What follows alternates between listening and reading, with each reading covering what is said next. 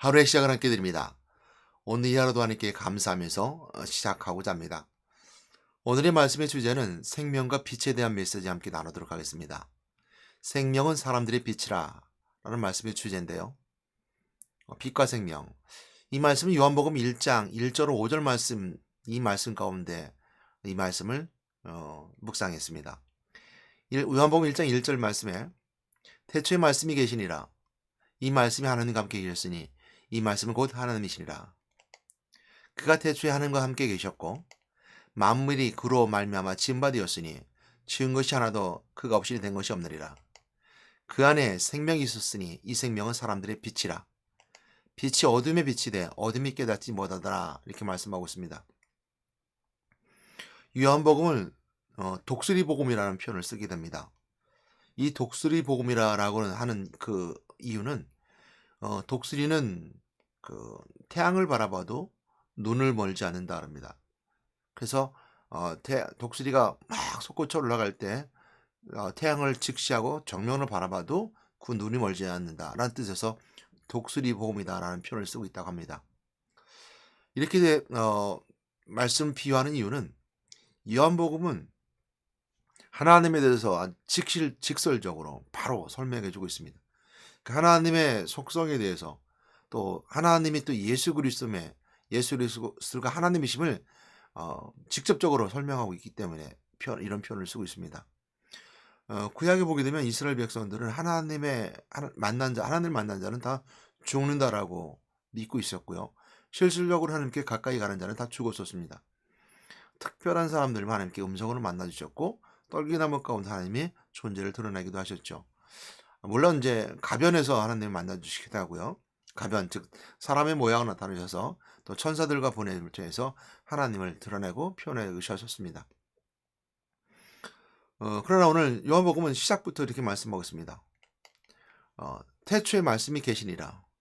이 말씀이 하나님과 함께 계셨으니라는 말씀을 통해서 태초에 말씀이 계신다. 그러니까 처음부터 말씀이 계시는데 이 말씀이 하나님과 함께 계셨고 이 말씀은 곧 하나님이다라고 말씀하고 있습니다. 이 말씀은 누구냐라는 것은 뒤에 설명해 주고 있는데요. 그 말씀이 육신이 되어 우리 가운데 거하심에 우리가 그의 영광을 보니 아버지 독생자의 영광이요 은혜와 진리가 충만하더라라는 말씀, 요한복음 1장 14절 말씀을 통해서 그 말씀이 육신이 되어 오신 그리스도임을 알려주고 있죠. 그것이 바로 독생자의 영광이요 은혜와 진리가 충만하더라라고 그 예수 그리스도의 이 땅에 오심과 그 태초에 계셨음을 설명해 주고 있는 것이 바로 요한복음 1장입니다. 요한복음 1장 17절 18절 말씀도 마찬가지로 그리스도를 설명해 주고 있는데요. 율법은 모세로 말미암아 주어진 것이요 은혜와 진리는 예수 그리스도로 말미암아 온 것이라. 본래 하나님을 본 사람이 없으되 아버지 품속에 있는 독생하신 하나님이 나타내셨느니라 라고 하신 말씀을 통해서 요한복음 1장 태초에 말씀이 계시니라라는 1장 1절 말씀을 가지고 그 말씀이 곧 예수 그리스도고 예수 그리스도는 말씀이 육신이 되어 우리 가운데 거하셨고 우리가 그의 영광을 보니, 그러니까 말씀 육신이 되은 그 드러남을 보니, 영광을 보니 독생자 영광이요 은혜와 진리가 충만하더라. 그러니까 예수 그리스도에 대해서 분명히 설명하고 그 예수 그리스도 오심을 통해 은혜와 진리가 충만히 있고 이것이 바로 예수 그리스도로 말미암은 은혜와 진리다.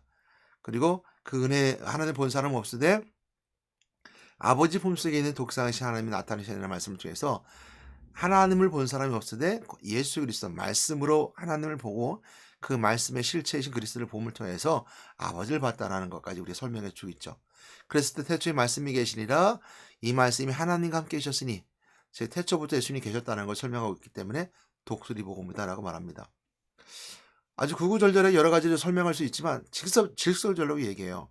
태초부터 예수님이 계셨습니다. 예수님의 신성을 강조하고 있고 설명하고 있기 때문에 우리가 되면 독수리 복음이다라는 말이 더 어울리는 말씀일 것입니다. 그럴 때 오늘 보게 되면 성경은 요한복음 1장에 설명할 때 예수님은 무엇이라고 설명하냐면 이 말씀은 곧 하나님이십니다 라고 말씀하시면서 2절 말씀에 그가 태초에 하나님과 함께 계셨습니다. 처음부터 예수님이 성부 성자성이 함께 계셨었는데 예수님이 그때도 계셨습니다라고 예수님이 삼위일체 하나님을 잘 설명해 가지고 있고 예수님의 신성을 말씀해 주고 있죠. 이런 요한복음 메시지는 이단들에게서는 받아들일 수 없는 부분들이었습니다. 예수님의 신성과 인성 두 가지를 다 받아들일 수 없는 이 이단들, 그래서 신성만 강조하던 자들이나 인성만 강조하던 자들이나 이런 이단들이 등장하게 될 때 인성만 강조하던 여호와 증인이나 신성만 강조하던 영지주의자들이나 그들은 그리스도의 제대로 설명할 수 없었고 이런 요한복음의 교리를 그들은 이해할 수 없었죠. 그래서 함께 계셨다는 말을 이해할 수 없었던 거죠. 그럴 수 있었던 것은 그들은 신성만 강조하던 사람들은 어떻게 신이 거룩한데 인간이 될 수 있냐라고 의문했었고요. 인성만 강조하던 사람은 그냥 우리가 훌륭한 예수님이야.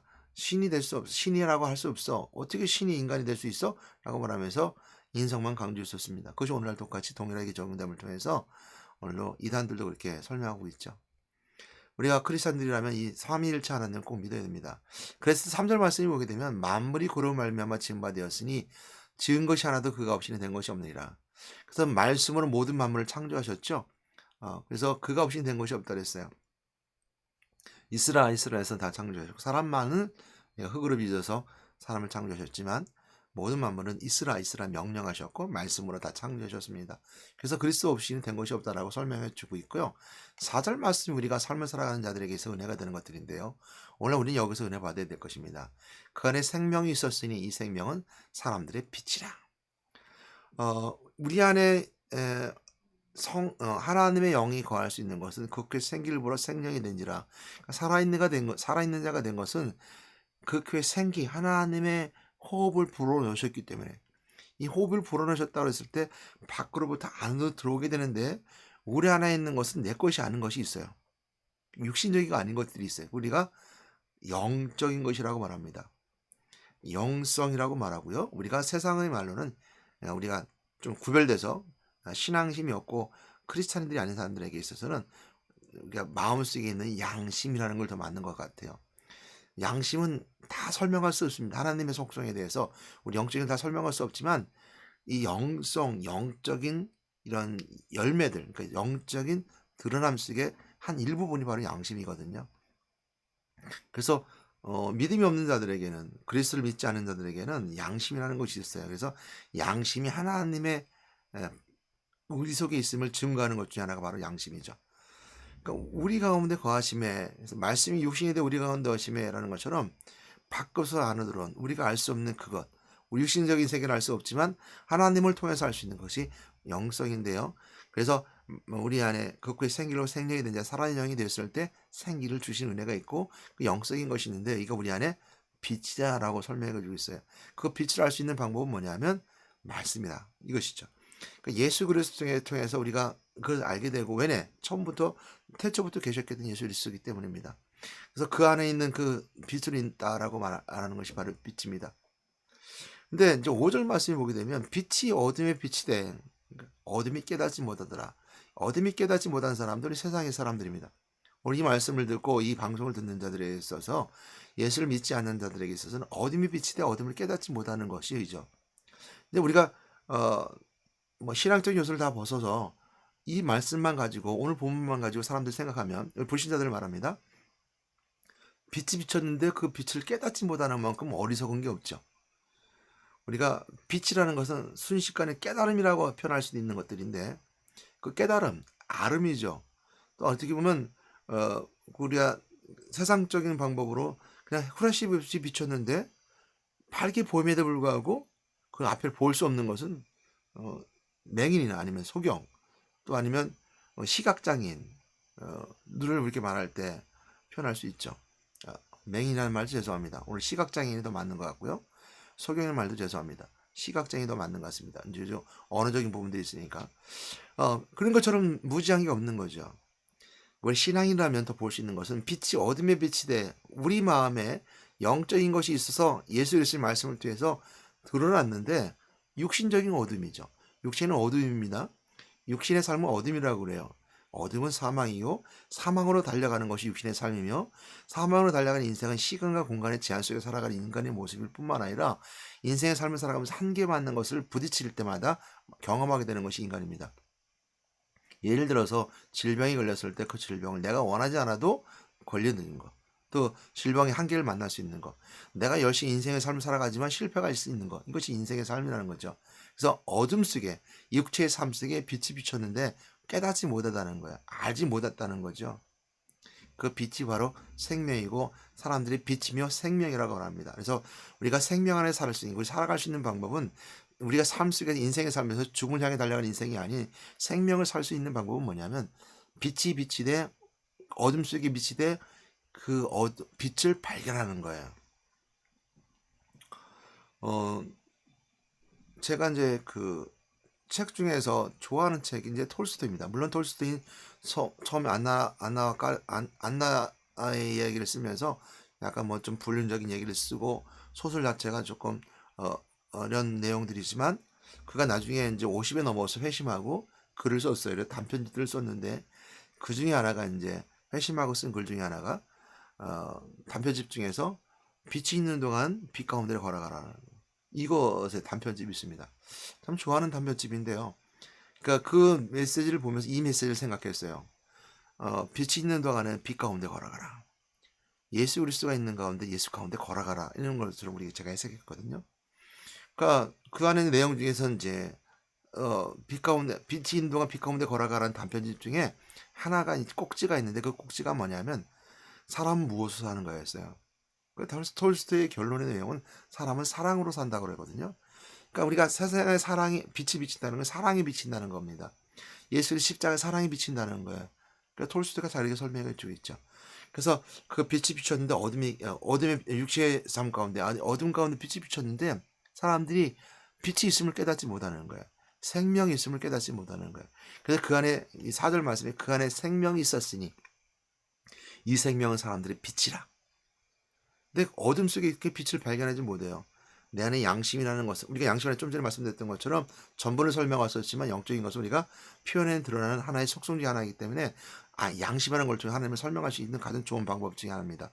그럼 불신자들에게요. 그 양심이 있는데 양심대로 살지 않는 자들, 양심이라는 건 무엇인지 모르는 자들, 이 사람을 우리가 죄인이라고 말하잖아요. 죄가 가득했다고 말하고요. 그래서 빛이 있는 동안 빛 가운데 걸어가야 됨에도 불구하고 빛으로 걸어가지 못해요. 그러니까 빛이 생명이라는 거죠. 어둠 가운데 생명을 그러니까 어둠 가운데 빛을 붙여서 밝히 드러내야 됐을 때 그 빛을 통해서 우리가 생명 은혜를 누리게 됩니다. 최근에 그런 얘기를 들었어요. 과학 잡지에서 이제 뭐 전체적인 내용은 제가 과학도가 아니니까 잘 모르지만 우주를 보여줄 때 막 형형색색으로 그림을 그려서 그림으로 그려진 것을 보게 됩니다. 우주 잡지라든지 과학 잡지를 보게 되면 그럼 거기 뭐 형형색색이 색깔로 막 칠해져 있고 신비로움까지 마저 들어요. 사실 그렇지 않다는 얘기를 들었어요. 우주는 캄캄한 거죠. 왜? 태양빛이 불빛이 없으니까 캄캄한 건데 다만 그 이렇게 그 우주에 비춰지는 여러 가지 그 행성들의 모습 속에 반사되는 어떤 특별한 호출되는 어떤 신호들을 색깔을 입힘을 통해서 그 그러니까 동질화 그리고 공동체화 시킨 거죠. 그래서 그 색깔의 그 신호가 있을 때 그에 맞는 색깔을 입힘을 통해서 색깔을 만들어서 입힌 거죠. 그러면서 아주 신비롭게 형형각색을 만들어지죠. 이러면서 빛이 있을 동안 빛을 알아가는 방법 한번 생각해 본 적이 있었습니다. 우리가 빛을 만들어가는 것, 빛을 알아가는 것은 우리가 믿음의 색깔을 입히는 거예요. 우리는 알 수 없어요. 근데 우리가 그 하나님과 경험된 속에서 그 경험 속에서 내가 하나님을 알 수도 없고 말씀 속에 그리스도를 발견할 수 없지만 내가 믿음을 가지고 그 경험되는 신호 속에 색깔을 입히는 거예요. 그래서 내 빛을 발견하는 거죠.